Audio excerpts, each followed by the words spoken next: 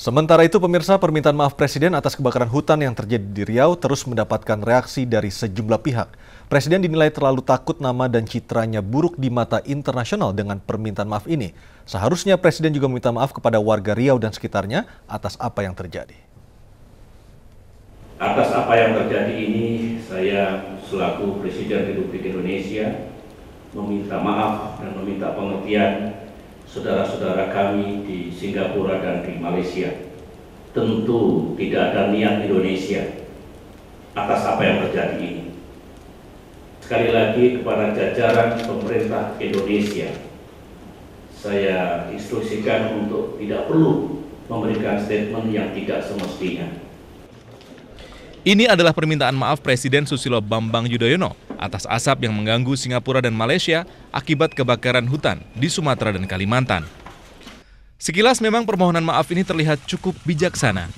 Namun jika menilik persoalan, kebakaran hutan di sejumlah titik ini juga akibat ulah 14 perusahaan yang mana 9 diantaranya adalah milik Malaysia.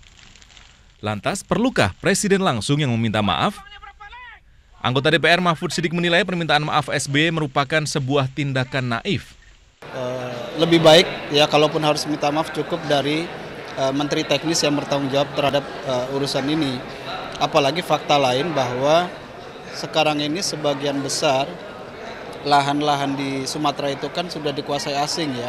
Dan yang terlibat pembakaran lahan itu juga ada perusahaan-perusahaan milik Malaysia dan Singapura. Jadi ya terlalu naif lah. Ya. Padahal beberapa waktu lalu, Menteri Luar Negeri Martin Natalegawa menegaskan Indonesia tidak perlu meminta maaf kepada Singapura dan Malaysia.